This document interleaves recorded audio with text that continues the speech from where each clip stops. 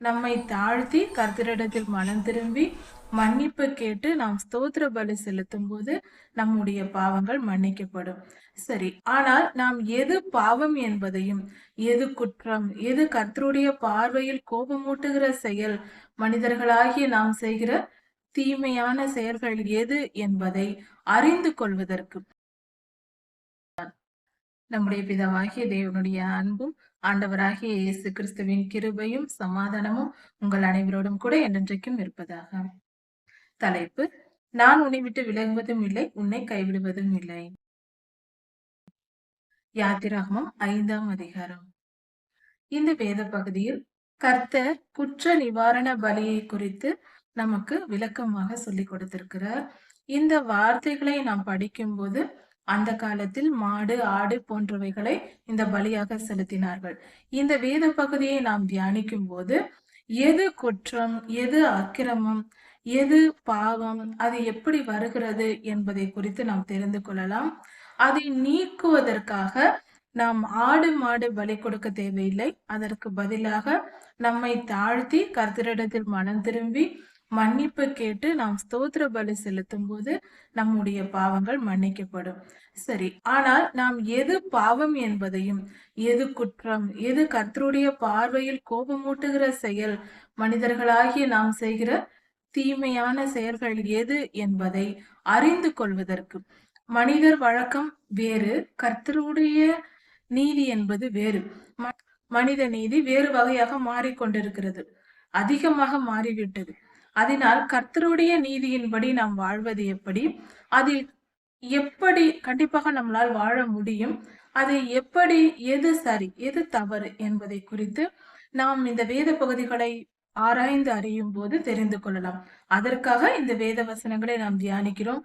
இதை படித்து புரிந்து கொள்ளும் போது இன்றைய வாழ்க்கைக்கு நமக்கு தேவையான புதையல்கள், நாம் கவனிக்காமல் விட்டிருக்கிற புதையல்களாக இந்த வேத பகுதிகள் இருக்கிறது.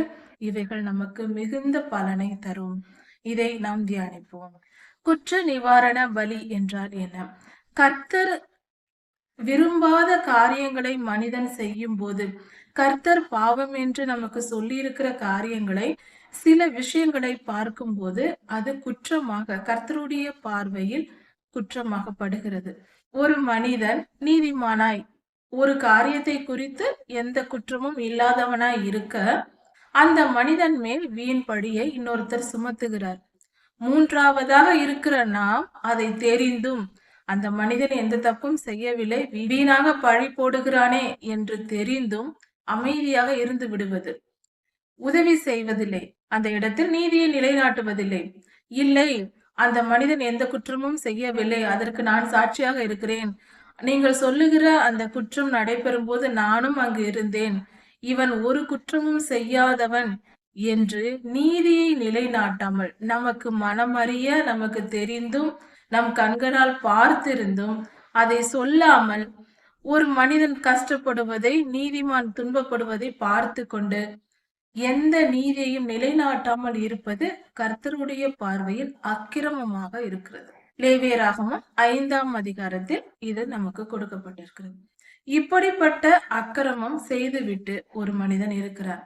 அவனுக்கு பாவ மன்னிப்பு கிடைக்குமா என்றால், இப்படி செய்துவிட்டு அந்த சூழ்நிலையில் அமைதியாய் இருந்துவிட்டு, ஒரு நீதிமான் தண்டிக்கப்படுவதை பார்த்து கொண்டு அமைதியாய் இருந்துவிட்டு, அதன் பின்பு மனஸ்தாபப்படுகிறான். ஐயோ, நான் பார்த்திருந்தும் சொல்லாமல் போனேனே, அந்த மனிதன், ஒரு நீதிமான் தண்டிக்கப்படுவதை நான் பார்த்து கொண்டு சும்மா இருந்து விட்டேனே, நான் சொல்லி இருக்கலாமே என்று மனம் வருத்தப்பட்டு, செய்த குற்றத்தை, அந்த அக்கிரமத்தை நினைத்து மனம் வருந்தி பாவ மன்னிப்பை பெற வேண்டும் என்று நினைத்தால், அந்த மனிதன் செய்த பாவத்திற்கான பாவ நிவாரண பலி என்ன என்று இந்த பகுதியில் நமக்கு கொடுக்கப்பட்டிருக்கிறது.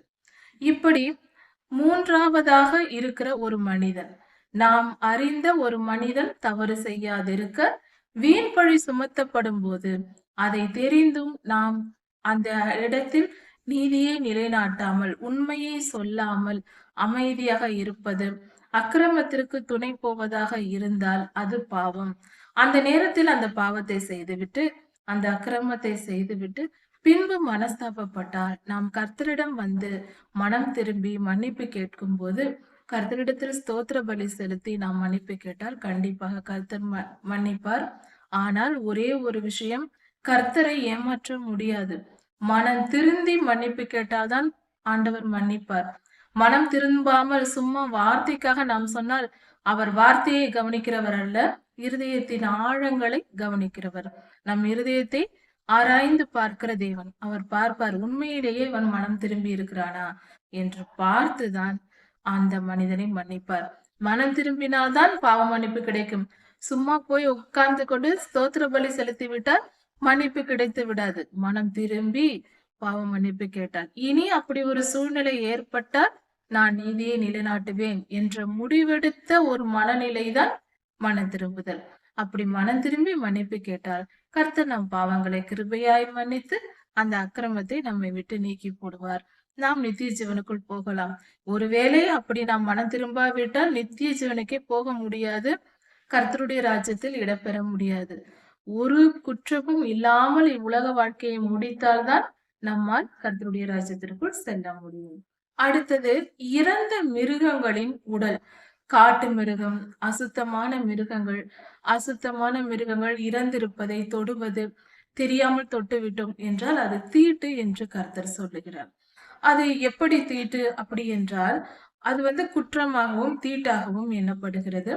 அந்த மிருகத்தின் உடலை தொட்டவர்களை நாம் தொட்டாலும் அது தீட்டாகவும் குற்றமாகவும் சொல்லப்படுகிறது கர்த்தருடைய பார்வையில். ஏன் அப்படி? இன்றைய விஞ்ஞான கூற்றின்படி நம்மால் இந்த விஷயத்தை சுலபமாக புரிந்து கொள்ள முடியும். அந்த காலத்திலாக இருந்தால் தீட்டு என்றால் என்னவென்று புரியாது, நமக்கு சொல்ல வழி இல்லை. ஆனால் இன்று விஞ்ஞான வளர்ச்சியினால் நம்மால் இதை தெளிவாக புரிந்து கொள்ள முடியும். நாம் அறிவியல் பூர்வமான உலகத்தில் அறிவியல் அறிவோடு நாம் வாழ்ந்து கொண்டிருக்கிறோம். படிப்பறிவு இருக்கிறது. அதனால் இதை சுலபமாக புரிந்து கொள்ளலாம். இல்லை என்று சொல்லக்கூடாது. உண்மையில் இந்த தீட்டு என்ற காரியங்கள் உண்மைதான். அதாவது மிருகம், எந்த ஒரு அசுத்தமான மிருகம் என்றால் அது ஒரு கர்த்தருடைய பார்வையில் அதன் தன்மைகள் மிக மோசமானதாக இருக்கிறது. அப்படிப்பட்ட எந்த ஒரு மிருகம் நன்றாக தெரியும் நமக்கு, ஒரு மிருகம் இறந்தால் அதில் நோய் கிருமிகள் உண்டாகும் என்று. அந்த நோய் கிருமியுள்ள அந்த மிருகத்தின் உடலை, இப்பொழுது ஒரு யானை இருக்கிறது, அது இறந்து விடுகிறது என்று வைத்துக் கொள்வோம். அதை எடுத்து அடக்கம் செய்கிறார்கள், அதை போய் தொட்டு எடுக்கிறார்கள் என்றால் அது டிகம்போஸ் ஆகி அது கெட்டு போக தொடங்கும். அதே போல ஒரு நாய் அல்லது பூனை இப்படிப்பட்ட மிருகங்கள் இருக்கும்போது அதை தொடுகிறவர்களுக்கு உடலிலும் அந்த கிருமிகள் பரவும். அப்படி தொட்டவர்களை நாமும் தொட்டால் அந்த கிருமிகள் நம்மிடமும் ஒற்றிக்கொள்ளும். இப்பொழுது கொரோனா வந்தது கொஞ்ச காலத்திற்கு முன்பு. அப்பொழுது மூச்சு காற்றை கூட நாம் ஒருவருக்கொருவர் படாதபடி நம்மை பாதுகாத்து கொண்டோம். அதன் பொருள் என்ன? அன்று கர்த்தர் தீட்டு என்று சொன்னார், இன்றைக்கு நாம் கிருமி என்று சொல்லுகிறோம். வார்த்தை தான் வேறு, விஷயம் ஒன்றுதான். அதே போலதான் இப்படிப்பட்ட விஷயங்களை தொடும்போது நாம் கிருமியினால் தாக்கப்படுவோம்.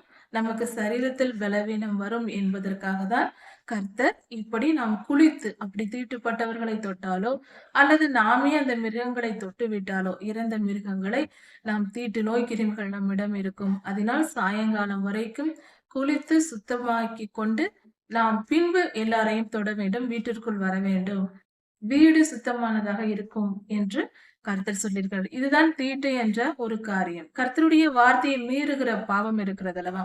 கர்த்தர் சொல்லிவிட்டார், நமக்கு கொடுத்திருக்கிறார், இந்த மாதிரியான மிருகங்களை தொடக்கூடாது என்று. மீறி போய் தொடுகிறோம். அதனால் நாம் மனம் திரும்பி கர்த்தரிடத்தில் மன்னிப்பு கேட்டு ஒரு ஆடை அந்த காலத்தில் பலி கொடுப்பார்கள். இன்று நாம் கர்த்தருக்கு ஸ்தோத்திர பலி செலுத்த வேண்டும். அப்படி மனம் திரும்பி மன்னிப்பு கேட்கும் போது நம்முடைய பாவங்கள் நமக்கு மன்னிக்கப்படும். எப்படி ஒரு மிருகத்தை தொடாமல் இருக்க முடியுமா? அப்படியெல்லாம் கூட நினைக்கலாம். ஆனால் ஒன்று யோசித்துக் கொள்வோம். இந்த கொரோனா சமயத்தில் ஒருவர் பொருளை ஒருவர் தொடாமலும் கை குலுக்கிக் கொள்ளாமலும் கூட மனிதர்கள் வாழ்ந்த காலம் அது. எத்தனை பேர் எவ்வளவாய் பாடுபட்டார்கள். சிலர் தனிமைப்படுத்தப்பட்டார்கள். மனதளவில் எவ்வளவு கஷ்டப்பட்டார்கள். சரீரத்தில் பாதிப்பு ஏற்பட்டு எவ்வளவு கஷ்டப்பட்டார்கள்.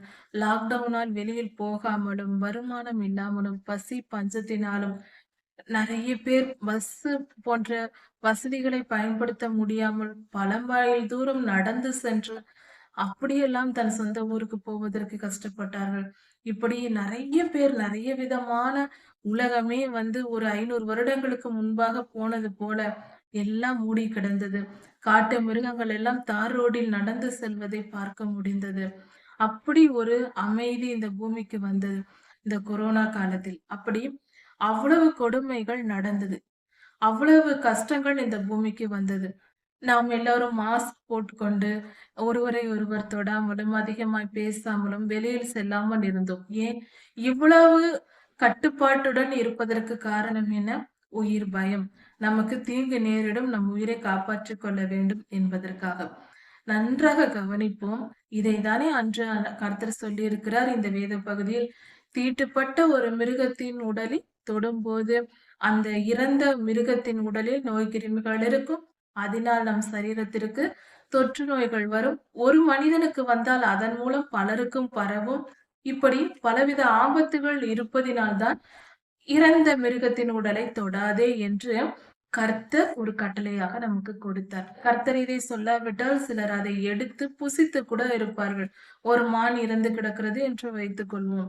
கர்த்தர் சொல்லாவிட்டால் நமக்கு எப்படி தெரியும் சரி எது தவறு எது என்று? உடனே அதை எடுத்து வேட்டையாடியது போல அதை எடுத்து சமைத்து சாப்பிட்டு விட்டார்கள் என்றால், அதன் சரீரத்தில் இருக்கிற அந்த விஷத்தன்மை மனிதனையும் பாதித்து, அந்த ஒரு நாள் ஒரு குடும்பம் மாத்திரம் அல்லாமல் அது அவர்கள் மூலமாய் பலருக்கும் பரவி பல பேர் மரிப்பதற்கு காரணமாக அமைந்துவிடும். அதனால்தான் கர்த்தர் இந்த கட்டளைகளை எல்லாம் கொடுத்திருக்கிறார். எதையும் அற்பமாக நினைக்க வேண்டாம். இந்த வசனங்களை நாம் படிக்கும்போது எவ்வளவு பெரிய ஆபத்திலிருந்து கர்த்தர் நம்மை காப்பாற்றுகிறார் என்பதை ஆழமாய் தியானிக்கும் போதுதான் தெரியும். அதனால் இறந்த மிருகத்தின் உடலை தொடக்கூடாது. தொட்டால் குளித்து விட்டு சுத்திகரித்து கொண்டு எல்லோரையும் தொட்டுக்கொண்டு வீட்டிற்குள்ளெல்லாம் வரக்கூடாது. வெளியில் இருந்து குளித்து சுத்தமாகி கர்த்தருக்கு பலி செலுத்தி பலவித சுத்திகரிப்புகளை செய்து கொள்ள வேண்டும். அப்பொழுதுதான் நம்முடைய குடும்பத்தின் ஆரோக்கியமும் நம் சமுதாயத்தையே நாம் பாதுகாக்க முடியும். கர்த்தர் நல்லவர். அவர் நம்மை நல்லபடியாக பாதுகாக்க அவர் நன்மையான காரியங்களை மட்டுமே நமக்கு சொல்லிக் கொடுப்பார். அதுவும் நம் பாதுகாப்புக்காக தான். ஒரு விஷயம் யோசித்து பார்ப்போம். கர்த்தர் கொடுத்திருக்கிற வேதத்தில் 10 கட்டளைகள், கற்பனைகள் 2, நியாயப்பிரமாணங்கள், வேத வசனங்கள், மத்தேயு, மார்க்கு, லூக்கா சுவிசேஷ புஸ்தகங்களில் கொடுத்திருக்கிற மலை உபதேசங்கள், இதையெல்லாம் நாம் கடைபிடித்தால் கர்த்தருக்கு ஏதாவது வல்லமை கூட போகிறதா? அவருக்கு வல்லமை இல்லையா? அல்லது அவருக்கு ஏதாவது நற்பயனை நாம் ஏற்படுத்த வேண்டும் என்பதற்காக நாம் இதையெல்லாம் செய்ய வேண்டும் என்று கர்த்தர் சொல்லியிருக்கிறாரா? சற்று யோசித்து பார்ப்போம். எதை எப்பொழுது வேதம் வாசியுங்கள் என்று எவ்வளவு பேர் சொன்னாலும் வேதம் வாசிப்பதில்லை, ஜெபிப்பதில்லை, கர்த்தரை தேடுவதில்லை, ஏனோ தானோ என்று இருப்பது. அதை ஒரே ஒரு நிமிடம் இந்த காரியத்தை யோசித்து பார்ப்போம். இப்பொழுது ஒரு மனிதர் ஒரு திருச்சபையில் ஒரு போதகர் தன்னுடைய விசுவாசிக்கு தன்னுடைய திருச்சபையில் இருக்கிற ஒரு உறுப்பினரை பார்த்து நீங்கள் வேதம் வாசியுங்கள் என்று சொல்லுகிறார். அந்த மனிதரும் வேதம் வாசிக்கிறார் என்று வைத்துக் கொள்வோம். நம்மளுடைய ஆயர் சொல்லிவிட்டாரே என்று கேட்டு வேதம் வாசிக்கிறார். வேதம் வாசிப்பதினால் அந்த பாஸ்டருக்கு அவருக்கு ஏதாவது நன்மை உண்டாகுமா? அல்லது அவர் வாழ்க்கையை இவர் காப்பாற்ற போகிறாரா? அல்லது கர்த்தருக்கு ஏதாவது வல்லமை கூட போகிறதா? ஊழியக்காரர்களுக்கு ஏதாவது நன்மை நடக்க போகிறதா? இல்லை.